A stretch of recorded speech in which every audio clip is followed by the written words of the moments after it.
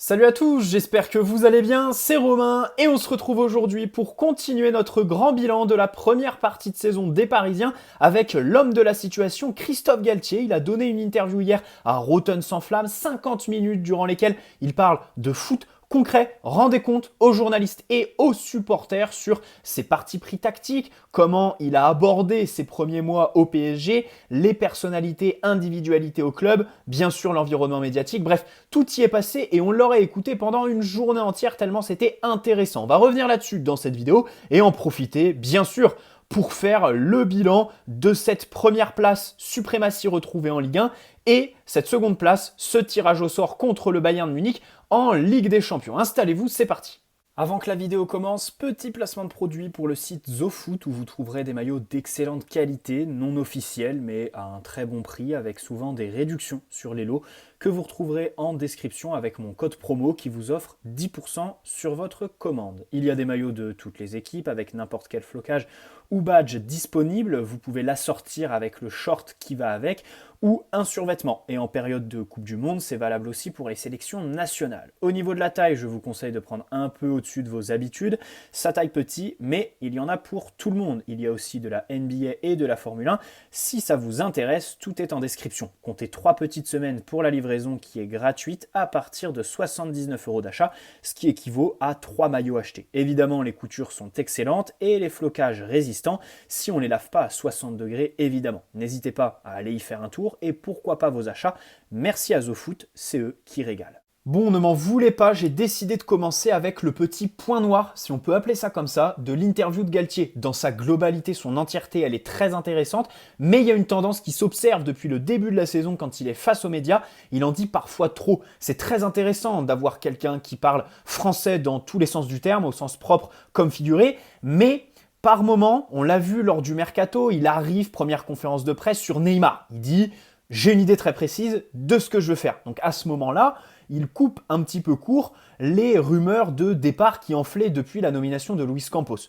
Ensuite, 15 jours après, il te dit « bon, Mbappé, j'ai envie de l'associer avec, en gros, un pivot ». Il veut faire le pivot gang, ce qui te fait interroger sur Neymar, Messi, qu'est-ce que t'en fais? Et enfin, à la fin du mercato, je crois que c'est avant le match contre Lille ou celui contre Monaco, il dit tout simplement que Neymar, il est arrivé fit début juillet, mais un mercato, c'est un mercato, on ne sait pas ce qui peut se passer. Et cette déclaration m'avait vraiment choqué, elle n'avait pas fait beaucoup le tour des réseaux, elle n'avait pas été reprise, mais ça montrait bien en fait que c'est quelqu'un qui vraiment ne se cache pas. Sur le dossier Mbappé, il a essayé de jouer les diplomates, ça a été compliqué bien évidemment, et heureusement que les résultats sont revenus, que Mbappé a retrouvé son côté gauche et que Neymar, Messi ont aussi eu leur compte dans l'affaire, que ça n'a pas découlé sur leur performance par une baisse de régime. Mais dans tous les cas, voilà, je lui reproche un petit peu d'en dire trop, et hier, c'est quand il parlait du système. Il a dit j'ai commencé avec un système à 3, parti pris dès le début avec Luis Campos, on a essayé de faire le mercato comme ça, on a commencé la saison comme ça, je savais, on a Fabian Ruiz, Carlos Soler, qui sont arrivés sur le tard, qui n'avaient pas la même préparation que les joueurs, et je savais qu'à un moment donné, on allait repasser à 4 derrière, parce que, et là il te démontre le système à 3 en fait. Il te dit, par exemple, j'ai noté, il vous laisse soit bloc bas, soit bloc bas, soit bloc haut, il n'y a pas de juste milieu. C'est quand même des mots qui sont très forts sur le système qu'il a caractérisé pendant 2 mois et une quinzaine de matchs, qu'il a d'ailleurs ressorti il y a 1 semaine et demie contre Lorient. Voilà.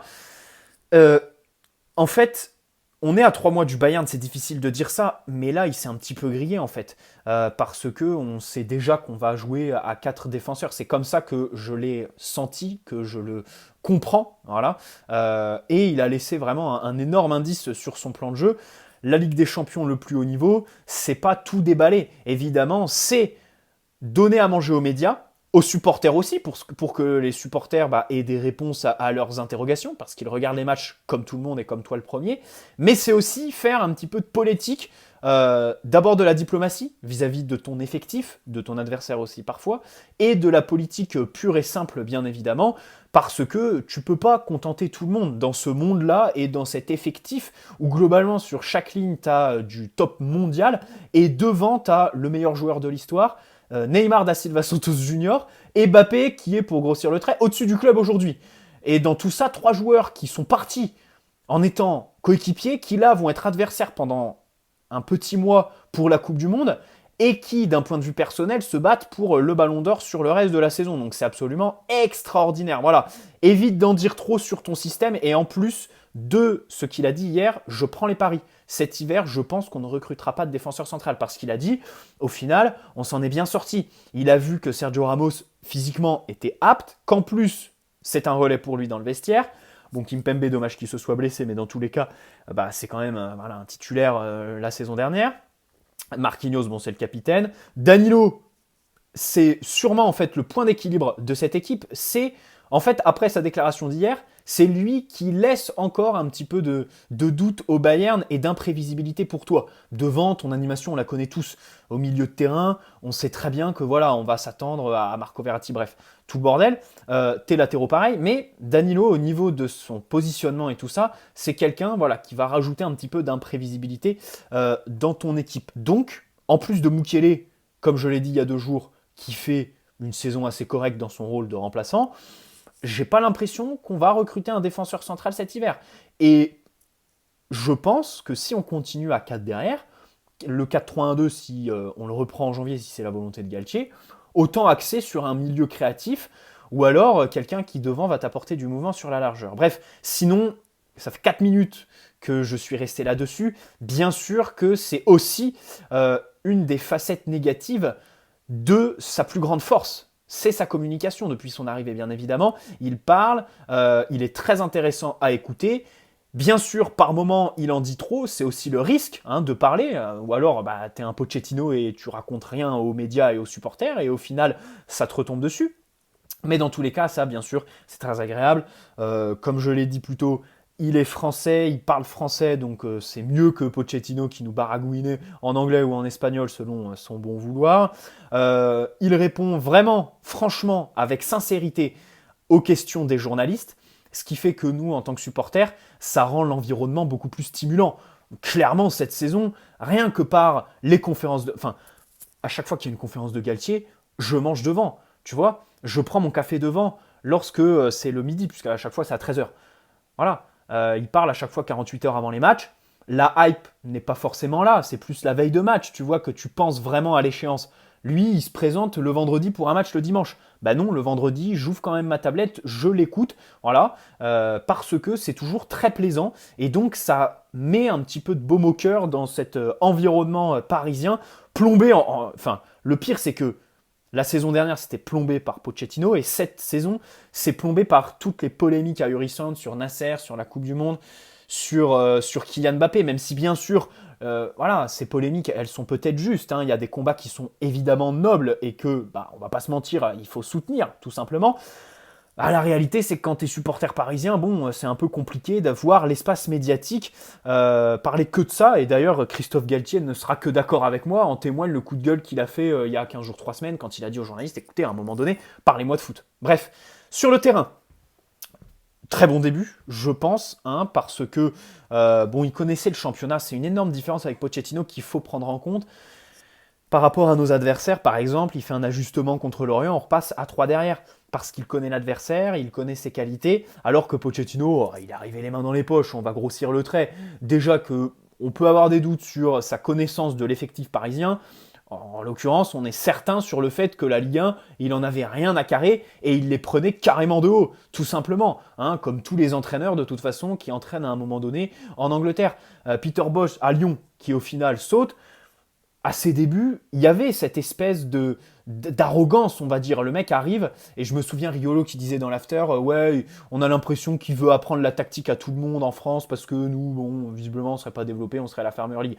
Et il avait totalement raison. Voilà, Pochettino, c'était un peu ça. Là, Galtier, bien sûr, c'est quelqu'un de l'environnement français, donc il ne va pas nous prendre de haut.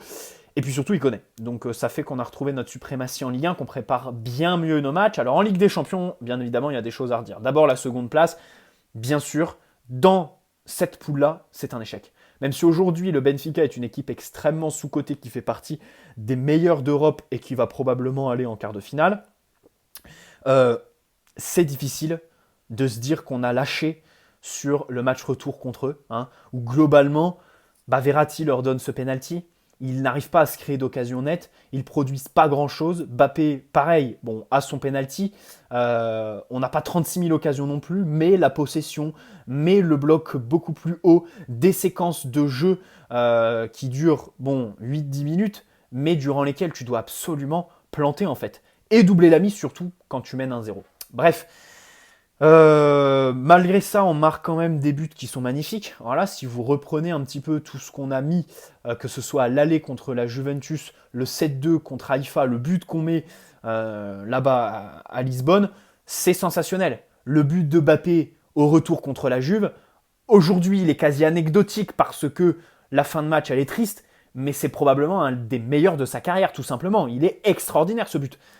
Et bon, ce but, c'est pas le meilleur exemple pour illustrer ce que je vais dire, parce que c'est un but individuel, mais on a aussi mis d'autres buts qui sont le fruit de séquences de football où Galtier, voilà, n'est pas anodin, évidemment, n'y est pas étranger. C'est pas que la qualité technique et individuelle, c'est la récupération haute. Par exemple, voilà, les buts qu'on a mis contre Lorient, contre le Benfica, le but de Messi qu'il met, il est magnifique. L'entame de match contre la Juve, les 2 buts de Mbappé, c'est vraiment de vraies séquences de foot et on a regoûté un petit peu à ce plaisir, voir des circuits travaillés à l'entraînement et qui en pâtissent tout simplement en match. Voilà. Alors après, il y a une identité qui a été retrouvée avec le système A3, l'utilisation de la largeur, même si là, il faudrait peut-être un petit peu plus de mouvement vis-à-vis de la prise de profondeur et avoir plus de joueurs devant le ballon plutôt que derrière en phase de construction pour nous.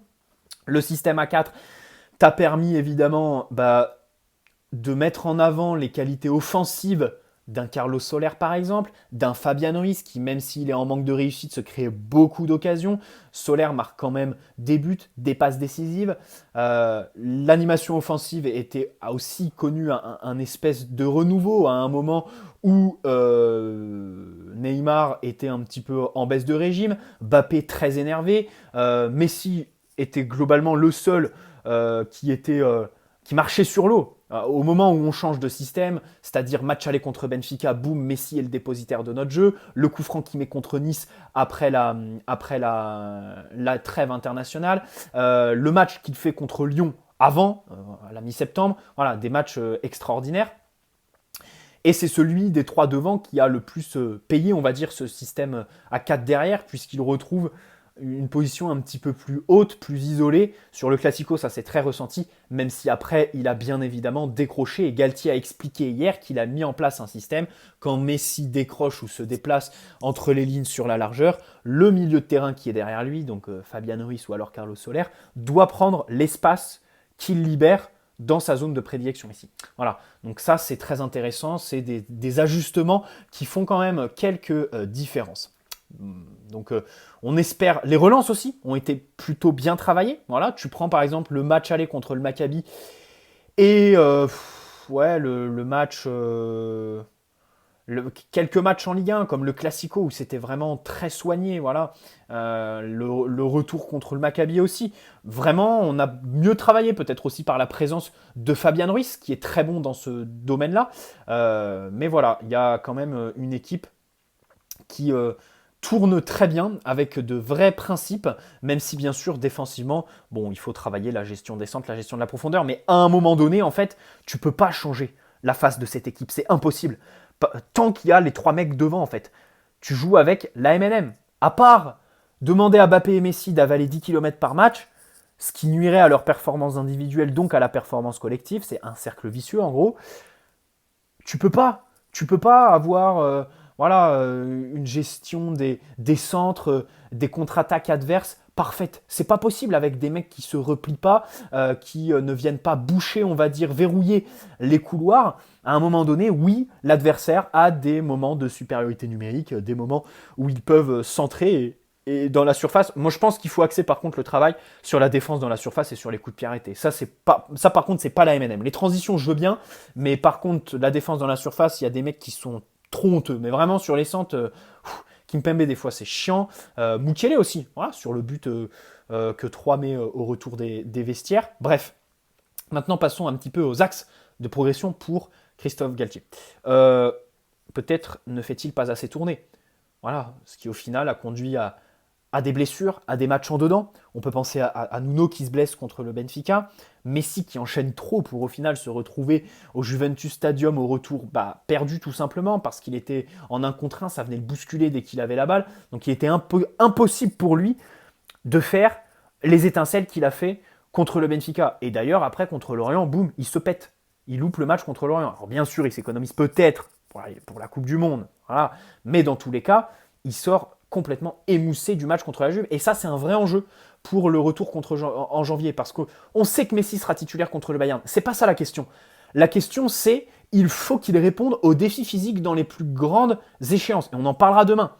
Parce que là, on est sur Galtier, pas Messi. Et l'enjeu pour Galtier, ça va être de lui faire louper des matchs. Alors évidemment, s'il gagne la Coupe du Monde, ou s'il va en finale, ou alors petite finale, ça va être plus facile, parce qu'il reprendra après tout le monde. Mais dans tous les cas, il va falloir le mettre sur le banc, le sortir à des moments, parce que même si ça le fait chier de sortir à la 70e, parce que l'adversaire commence à se fatiguer et que c'est l'occasion pour lui de faire des statistiques, à un moment donné, il a 35 ans, et je trouve que Galtier a un peu trop tiré sur la ficelle. Heureusement que Messi s'est pas blessé, il se connaît bien évidemment, et c'est aussi un extraordinaire professionnel, au-delà de son talent. Il a trop tiré, je trouve, là-dessus, avec le GOAT argentin. Voilà.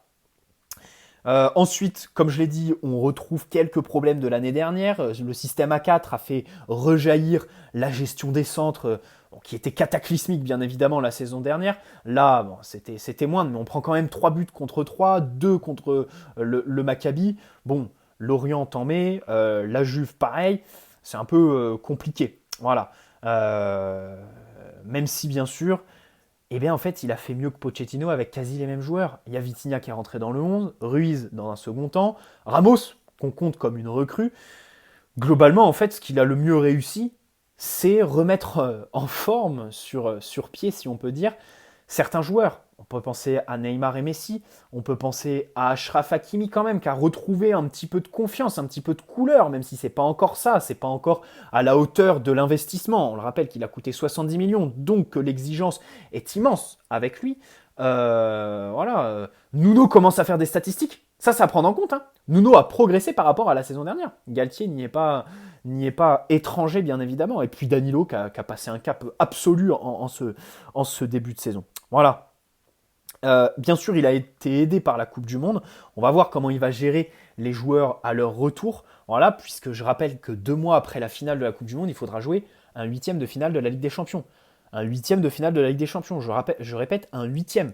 Un match à très haute intensité. Alors vous me direz, le Bayern, je crois que c'est le club le plus représenté à la Coupe du Monde, avec le plus d'internationaux qui sont au Qatar aujourd'hui.